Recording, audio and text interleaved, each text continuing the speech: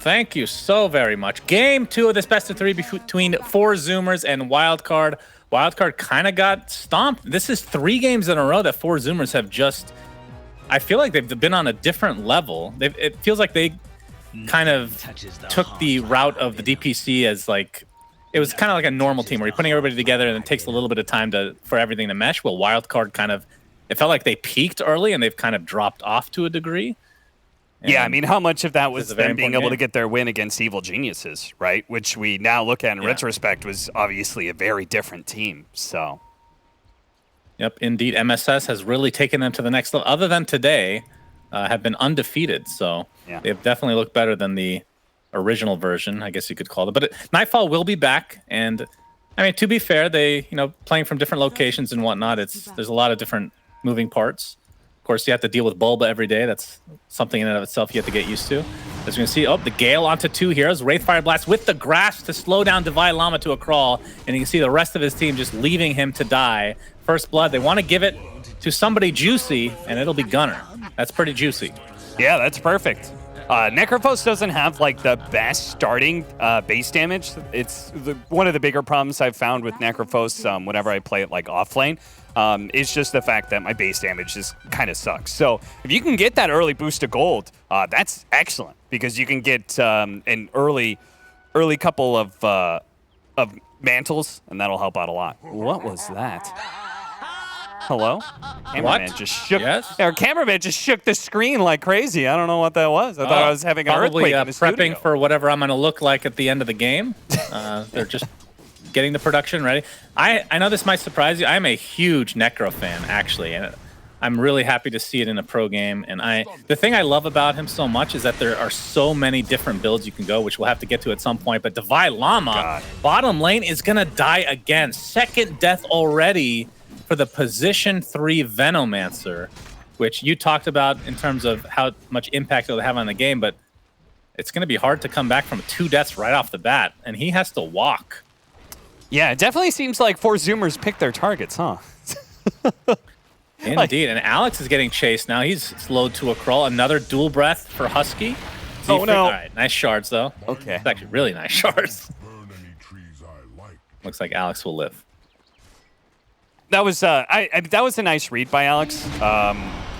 Just going for the creep pull, because if they're going to try lane, they've got to find a way to be able to pull the creep wave back to Divine Llama, because Venomancer, he just sucks at level 1. So need to be able to get him to level 2, level 3 as quick as possible. Like Poison Sting, if you look at the damage that Poison Sting does from level 1 to level 2, it's an insane difference. You go from 6 damage per second to 14, and the duration increases another 3 seconds, and the slow increases another 2%. So the level 3 is so important for Venomancer, I feel.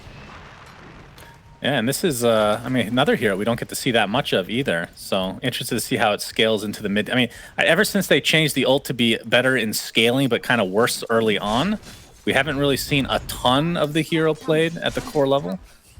But should be a fun one. As we see a charge here in the top lane. Sammy Boy, is this number 1, Cap? Is this number 1? No, he's got it. He's got it. Okay. All right. He's got the tangos, and he still has Salve to work with. But what do you think of this lane? So Morphling Bane versus the Spirit Breaker and Tree. Well, it definitely wasn't the lane I was expecting, but that was also because I was expecting Necrophos to be side lane with the Train Protector. Double melee lane. This time there is no Tusk, so I imagine Sammy isn't going to be dying a whole bunch in lane again. I don't really think they're going to be able to pressure the Morphling a whole lot, but simultaneously I think Spirit Breaker is going to be perfectly fine to farm most of the time. Bottom, some shards being placed by Alex. Divine Llama super low again, so he is just off to a super rough start. Only with 6 CS right now, has to use a salve here. But I want to talk at length about Necro mid. Yes. So this is it. I have not seen anybody really go for the bottle on Necro, just because of obviously the regen that you get from killing creeps.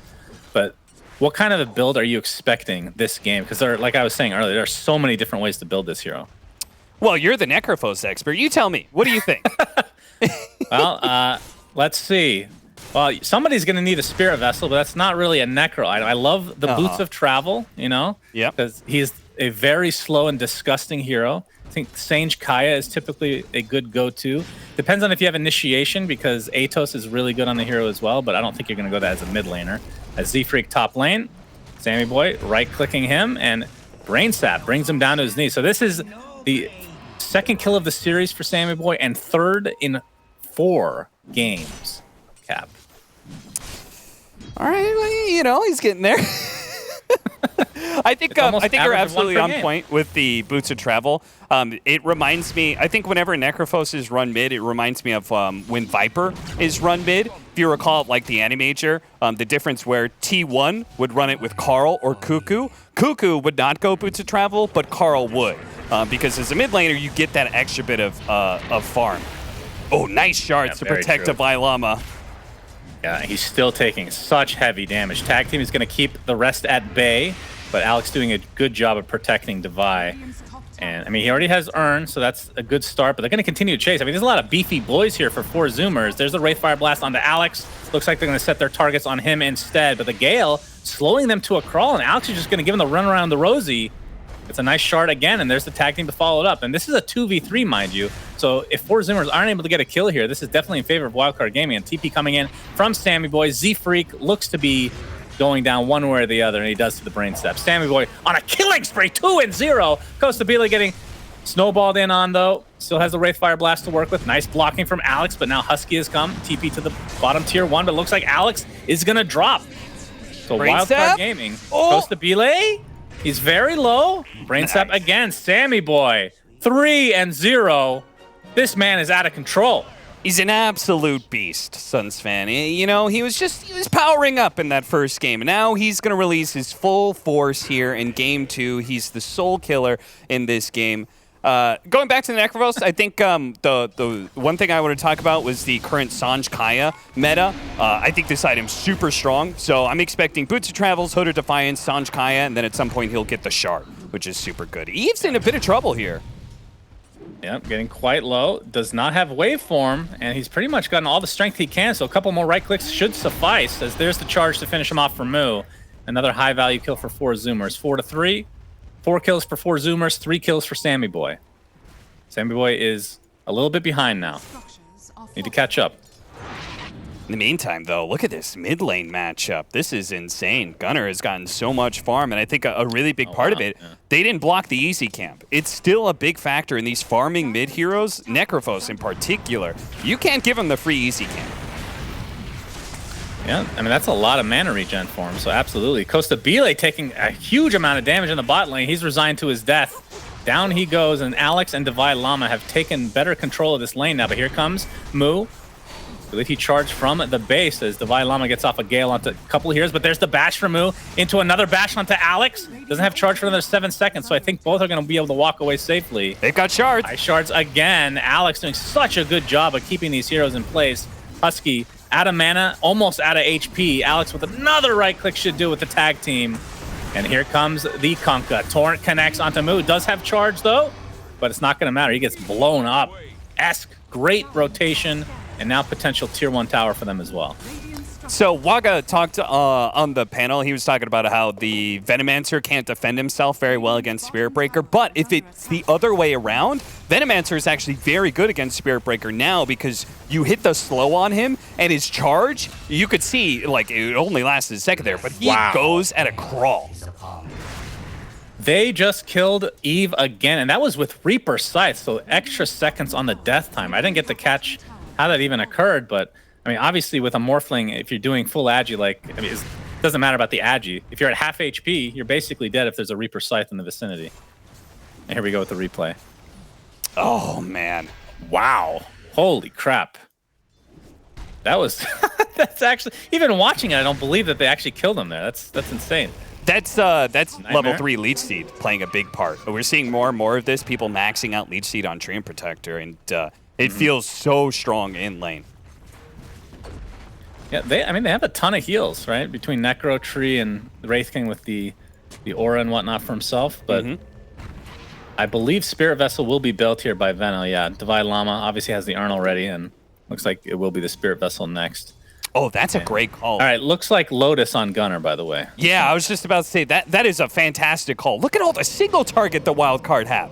4 of their heroes are predicated on single target. It's just the Venomancer who doesn't have an ability that's going to be interfered with by Lotus Orb. So this is a sick Lotus game.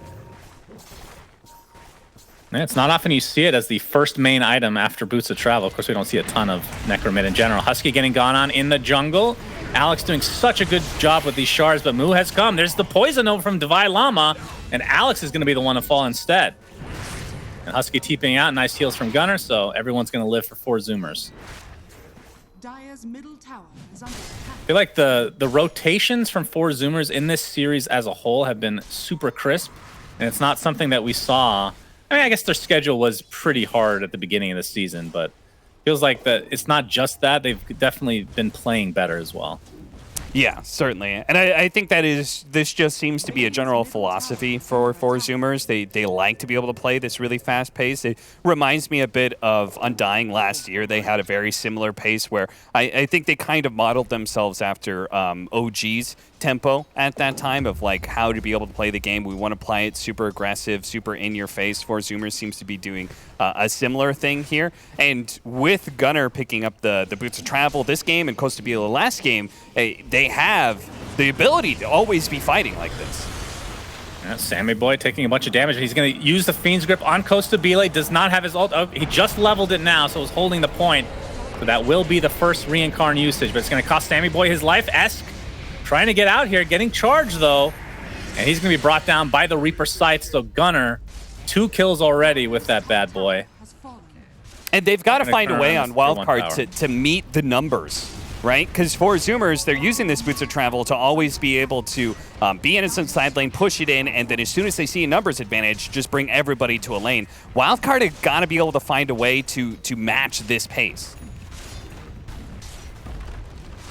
Oh, nice. I don't know if they can defend this tier 1 tower, though. They don't have Fiend's Grip to work with. Nightmare onto an illusion. Don't have to worry about that for a while, then. Costa Bila has his armlet now. And like you said, Gunner working on the Lotus. Only basically a Perseverance away. Has enough for the plate mail, basically. And I guess Moo is the other core, so has phase boots, going for Hood. So what kind of a build are you hoping for on Moo? I'm guessing Ags is a requirement at some point, but I don't know how fast you want it in this game. Yeah, I think he's looking at this. There is a fair amount of magic damage threat with the Venomancer picked up and the possibility of an E-Blade on Morphling. I don't think you go E-Blade on Morphling this game, though. I think he's Lincoln's. I don't know if you go the full-out Manta or just Yasha and then Scotty at some point. I personally, when we were talking about during the draft, I hope he goes more of a right-click build because I think 4 Zoomers, especially with the slight lead that they have already, they're just going to be too tanky. Moo going a Hood of Defiance like this. I think afterwards he still goes for the Shadowblade build and then Aghanims after that. I find the Shadowblade to be the best of the movement speed items to pick up first. Oh, he tries to TP out, but Sammy Boy is there with the Nightmare. And it looks like Moo is going to get completely surrounded here. But gets the charge off, but the Fiend's Grip cancels, and looks like that's going to be the death of him. So nice pick off there for Wildcard. Yeah. I mean, in terms of the pace, who would you favor right now? Right now, I would favor 4 Zoomers just because they were able to get that mid tower a little bit earlier. It feels like this Morphling doesn't feel comfortable being able to farm out super aggressively in some of these side lanes, particularly after what happened in lane, right? When you get punished like that twice in a row, you just cannot afford a 3rd death, so he's being a lot more conservative. Meanwhile, Costa Bila, he's just totally free farming jungle, and he's being able to farm up ancient camps. They're going to try and kill him here, but Reincarnation isn't up yet, actually.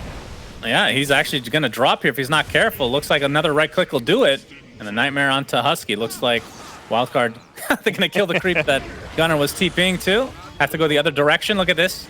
They got the Ice Path and the Nature's Grasp, but they're going to block Z-Freak in, knowing that Necro can't get here very quickly, but Overgrowth is there. Big macro pioneer, several heroes with a nice charge for a move, but he gets nightmared pretty much immediately. Snowball mitigating some damage here. Looks like Z-Freak is going to take a tumble, but it might cost them several heroes and another Reaper Scythe kill for Gunner. He is now 5-0, continuing to heal his teammates through this Poison Nova. And And it looks like the rest will survive as a result. Although Z-Freak, yeah, he's good enough.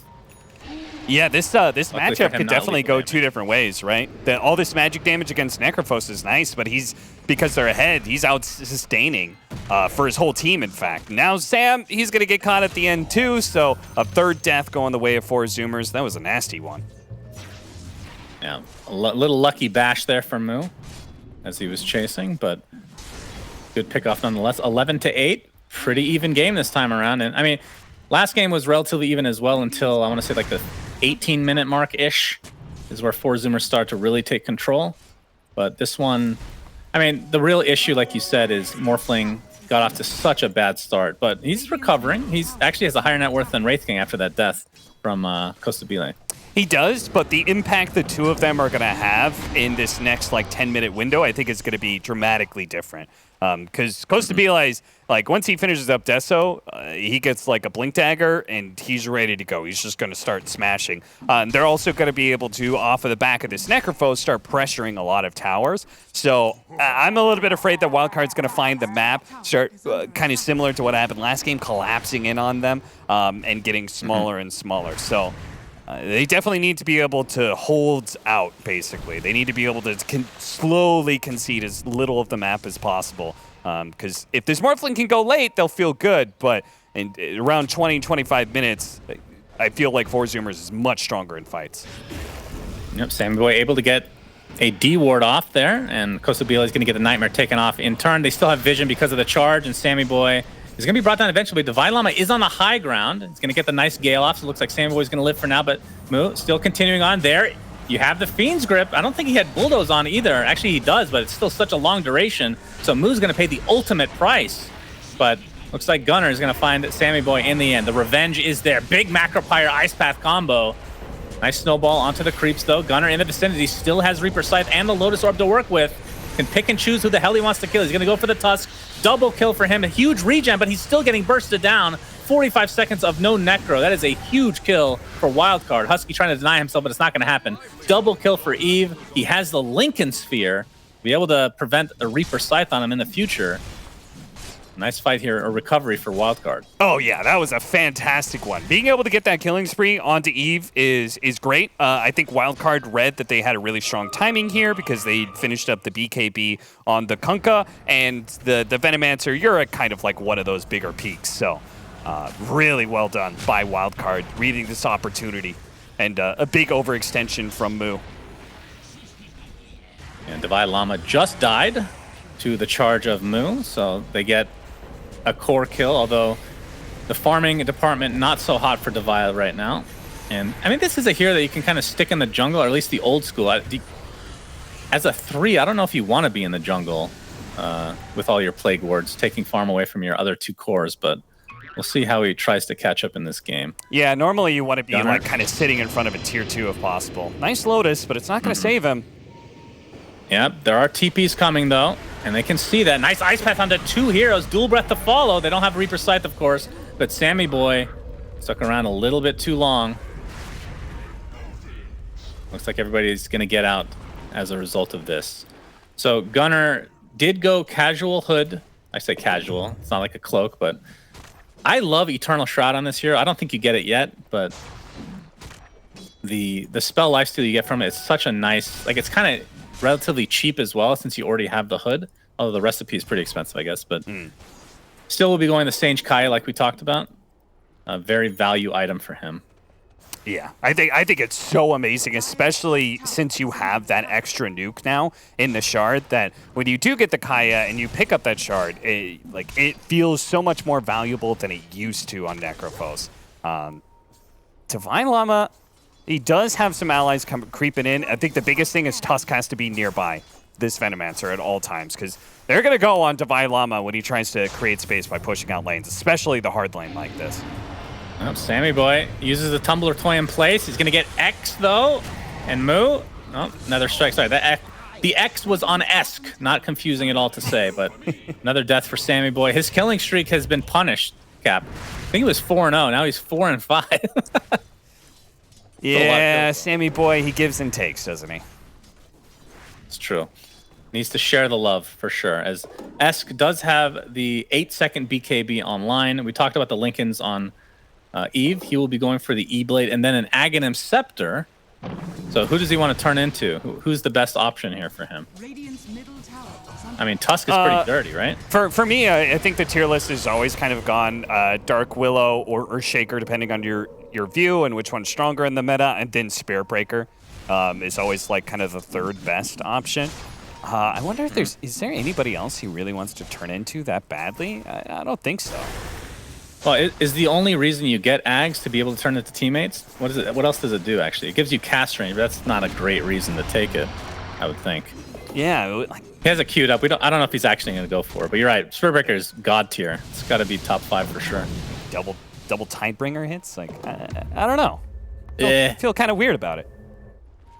I'm glad Moo is going for a pipe, by the way. I thought maybe Gunnar would complete the pipe because, you know, you're playing against Venomancer. Somebody's got to get that item. So he's delaying his own damage in order to give them, like, much better team fight. And it's going to make Gunnar feel like a god in most of these fights. Between having a Lotus, a Hood of Defiance, an Essence Ring on top of all of that, if he completes the Shanj and they give him the pipe, this man's going to be unkillable.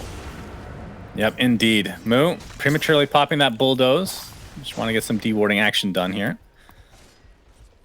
They are grouping up. It's about to hit 20 minutes now. Deso online for Costa Bile. And no surprise, like you said, we'll be going for Blink. So 700 away from probably putting the pedal to the metal, as it were. Yeah, this is the really Obviously, dangerous blinking part in of the game. Of course, getting a blink with Veno wards is always an annoying thing to deal with. Yeah. As Sammy Boy, all right. Tumbler Toy into the Nightmare, trying to bait something out, but looks like nothing will come. Everybody's spells are online here. Supposed to be like clipped by the Gale, but a lot of posturing, kind of conservative play here from both sides. A nice block on the Costa Bile, though. He's living, armor applied, and finally going to go.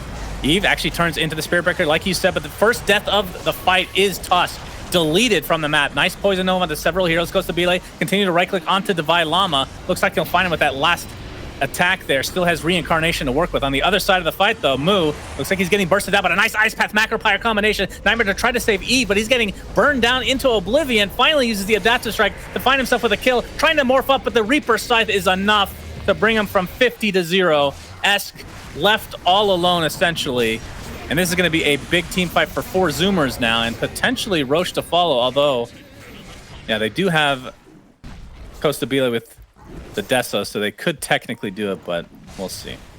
It is so hard to play Morphling against Necrophos. So what Eve does in that team fight is he immediately guns for Gunnar, right? He's like, okay, I'm charging this Necrophos. But there seemed to be a bit of disconnect between him and Sammy Boy, because Sammy Boy had snuck around the side of the river and actually caught Gunnar with the full Fiend's Grip. But Eve didn't complete the charge, first of all. You can see him mega slowed down by the Ghost Shroud. He doesn't complete the charge, and he also walks away as the Fiend's Grip's coming in. So they need to be able to blow up this Necrophos first, otherwise Morphling doesn't have a game. And I love to see this. We've been seeing Aegis on Wraith King constantly. Finally, Necro gets some love as Costa Bile showing off that Blink Dagger. Snowball is used. Alex creating a little bit of space. They still have the vision thanks to the charge, but not sure if he's actually going to commit. Oh, he actually pops Bulldoze, so he does want to commit potentially. No, forces out a TP from Sammy Boy. And Gunnar is quite unkillable. Sange, Kaya, about 100 away now. This tower will basically give it to him. I think, especially with the Aegis now, there's no way they remove the Necrophos from these team fights. So now it's plan B for Wildcard. Now both their supports have to be ready to be able to save this Morphling from the Reaper side. They can allow it to come in, but they need to be able to hit the Nightmare save or be able to blink Snowball save the Morphling. Otherwise, team fights are just over. And I already think they're going to be incredibly hard for the next 10 minutes. This Morphling just isn't going to really, I feel like, come online in a really big way. The Aghanims helps a bit by being able to turn into Spirit Breaker and you have this really nice charge, but it just isn't the same as this Earthshaker or Dark Willow. It just doesn't offer you the same kind of damage, I feel. And he did finish the Aghanim Scepter on Morph, so looking to not target Spirit Breaker in the future. As Costa Bile jumps in, And reveals a smoke there from Alex. No, I think he could still target Spirit Breaker, right? Because he'll have the Aghanim's charge, right? That could be so that's his idea. The reason to get the Ag's upgrade to it. I see. Yeah. Okay. All right, that's cool. And the extra range doesn't hurt to be able to get it off from... I mean, it's a pretty far range now for sure. As in the jungle we go, Sammy Boy getting charged. I believe that was a Fey grenade used, in case you were wondering, with the little purple effect. Very powerful stuff from Z-Freak. They're going to get that kill very easily as Eve just going to walk away. As Costabile working on the BKB now. And Moo, he's actually going to complete the charge, but you can see the strength morph. And Eve, a.k.a. Yamson, still at a respectable net worth for sure. This is something that you... I mean, the fact that he goes the Aghanim Scepter means that when he turns into Spirit Breaker, he has to make things happen. Because E-Blade, a little bit more room for not having to make an error, right? Yeah. You can just try to blow somebody up. I'm looking at some of these items. I wonder at what point... Go ahead. I just, you know, the AC is getting kind of close to being done for the Kunkka. We're going to go with Shiva's on Venomancer, but like none of those really makes me feel like there's going to be this threat on Necrophos or Spirit Breaker when they charge in. So I don't think the game is going to change very much for a bit. Wildcard have a very long storm to be able to weather here, and you're going to see 4 Zoomers just getting more and more map control. I mean, just look at the way that the Wraith King and Spirit Breaker were poking on that Morphling, right? They really aren't too scared of Wildcard right now. Yeah, they smoke up and are charging for Sammy Boy. Gets the bash, another strike to follow. Adaptive strike's not going to do much, but Z-Freak jumps in with the overgrowth. Attribute shift is already there, though. Macro fire with the ice path, and oh my god, the Reaper Scythe again. Beautiful coordination from 4 Zoomers. Divine Llama looks to be getting out, but they have lost their most important hero by far in Eve. Yeah, that's pretty yikes. For Zoomers, at this point in time, it's just a game of hide and seek. It's just about finding Wildcard, because as soon as they're found, they're probably dead, like Esk is here. He's going to pop the BKB TP out. Unfortunately, they don't have the ult anymore from Z-Freak, but they have the charge! Oh, he did it! What a god, Esk. Moo is actually incredible. That was great.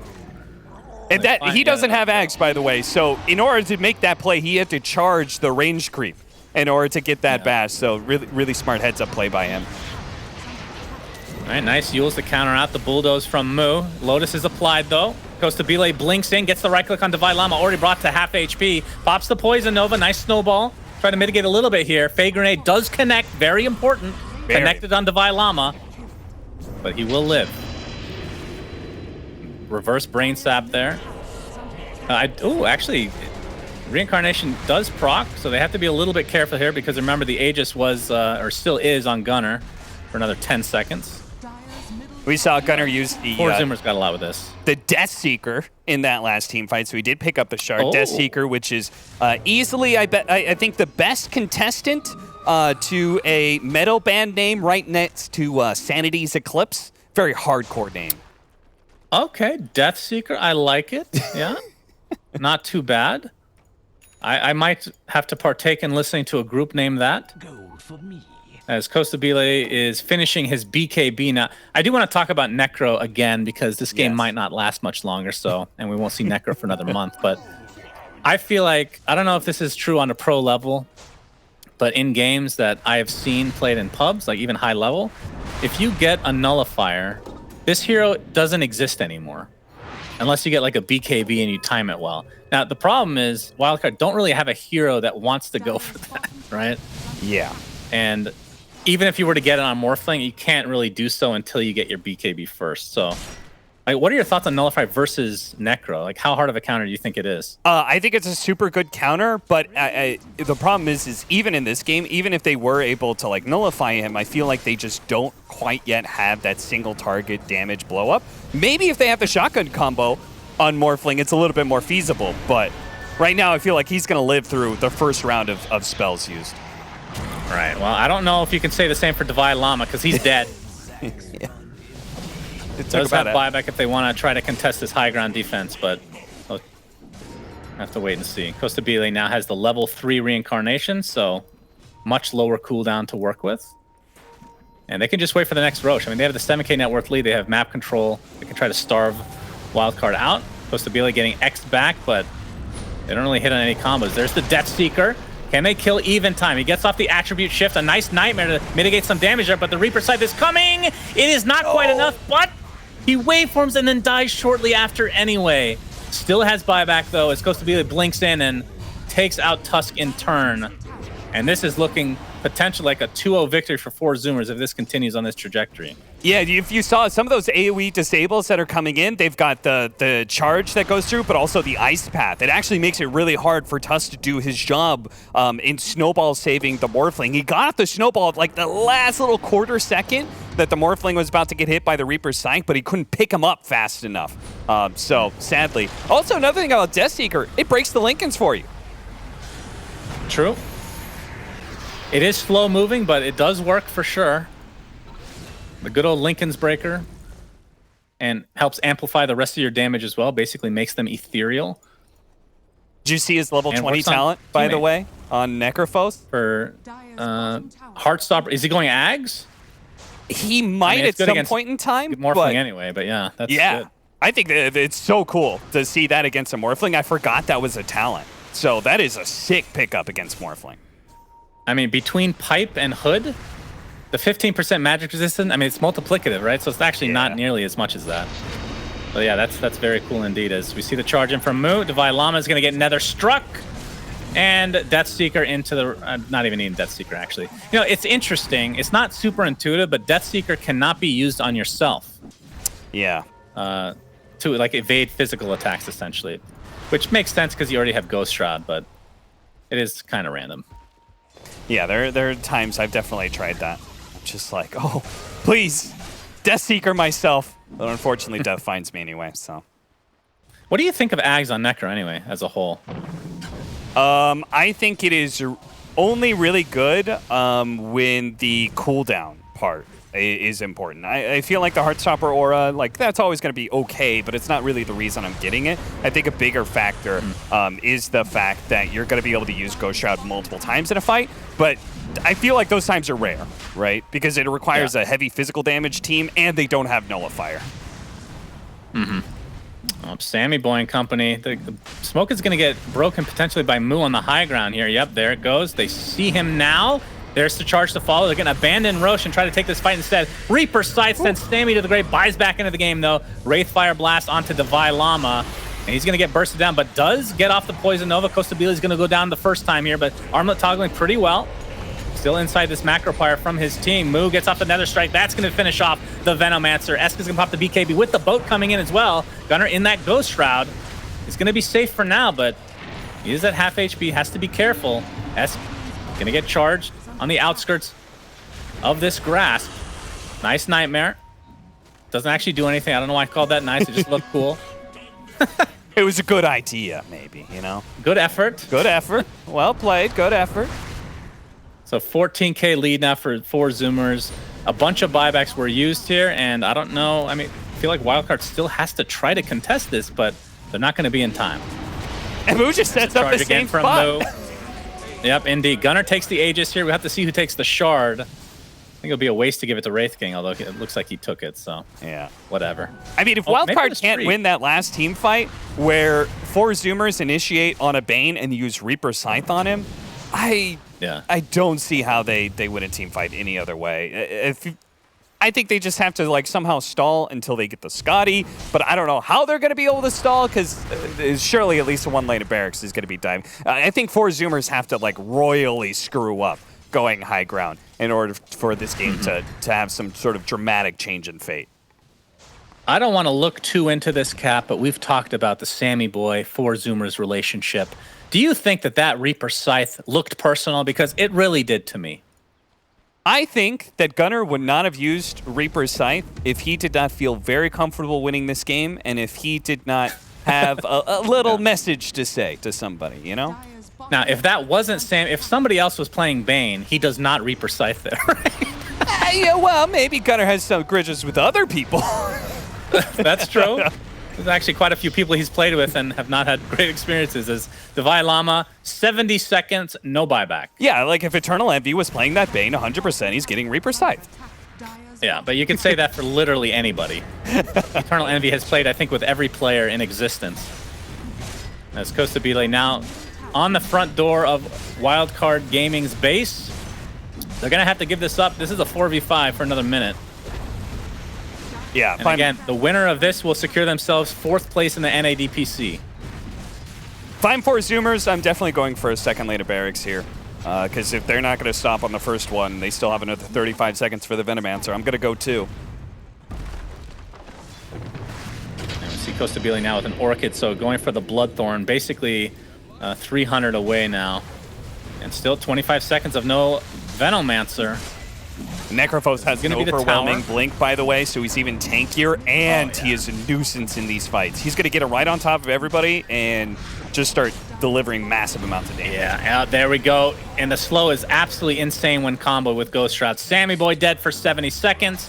No tips, though. I'm actually surprised at the lack of tips in this game. Concerning, actually. Maybe they disabled it for this game knowing that it would be spammed to a high degree. As the second rack is being worked on, but Moo trying to finish off this game in style. Gets off the Nether Strike. A nice overgrowth, but there's the Macropyre Ice Path on several heroes. BKB by S keeping him alive along with Eve continuing to chase Moo. That's just the position 3 right now as Costabile is working on the rest of your team. He dies, but again, Reincarnation still available for him. And Gunner basically unkillable. He is 12-1-8. Reaper Scythe available, and down goes Esk. And that should do it with only one remaining member being Eve. And he's going to get charged and stun locked and brought down. GG is called for Zoomers, 4th place in the NADPC. You can see Moo